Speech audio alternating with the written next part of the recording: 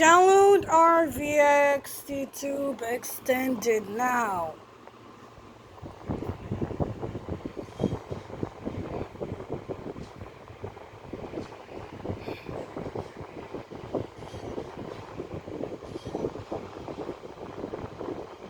After gym class, I opened my locker and saw a note taped inside. Oh, After gym class, I opened my locker and saw a note taped inside. Check your backpack, then meet in the east stairwell in 2 minutes or I call police. I opened my bag and saw a handgun. I freaked out. I had 90 seconds to make it to the other end of the school before being reported. I sprinted, and when I reached the east stairwell, a kid was waiting for me. I recognized him instantly, the rich kid. He had no friends and always posted videos of guns and school bombings, but nothing was done because of his family's money. He told me, "You're Mr. Rick's lab aide. You have the key to the chemistry storage room, right?" I nodded. He smiled. "Good. Open it during next period and walk away." I wanted to tell him no, I wasn't doing it, but he pulled out his phone and typed 911. I knew I had no choice. 5 minutes later, I was in class and raised my hand, telling Mr. Rick I needed to go organize the storage room. He smiled wide and gave me a thumbs up, and I walked to the storage room. I scanned my key and opened it, but then I decided not to walk away. I slid behind the back shelf and waited because I needed to know what this was about. A few minutes oh. needed to know what this was about. A few minutes later, the door opened, and instead of the kid, it was Mr. Rick. He walked in, carrying an empty briefcase and started pulling bottles off shelves. Potassium nitrate, sulfur, metal powders. My stomach dropped because those were the chemicals needed to make bombs. But why would he be taking them? And why did the kid send me to open this door? I thought about it and then realized Mr. Rick had massive gambling debt. He always joked about needing a second job. The kid's parents were rich. Rick was getting paid to make him a bomb. And then something else hit me. My name was on the access logs of the storage unit, not Mr. Rick's. Meaning, if anyone noticed the missing chemicals, the system would point to me. I was only here to take the fall. Rick locked the briefcase and walked out without seeing me.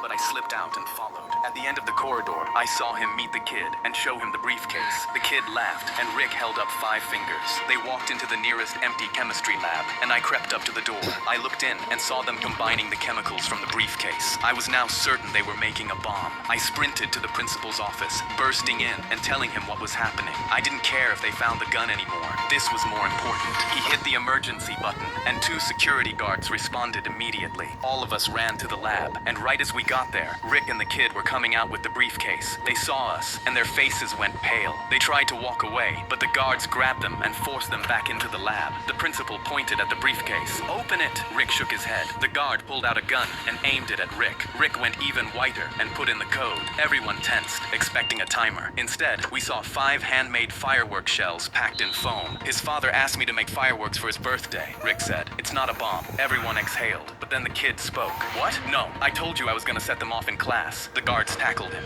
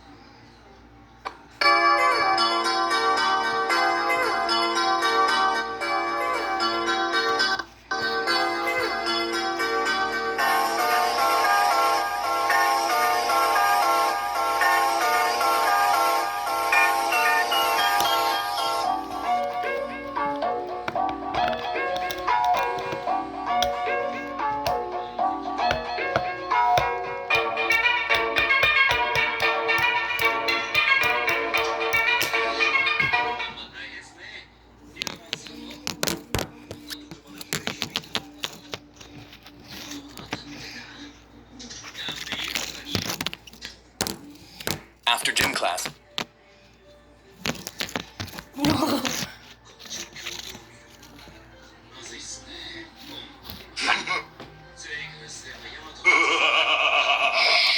Don't make any noise.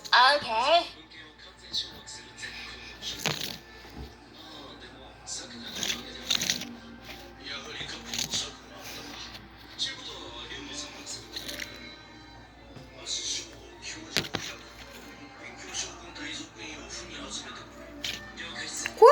hell?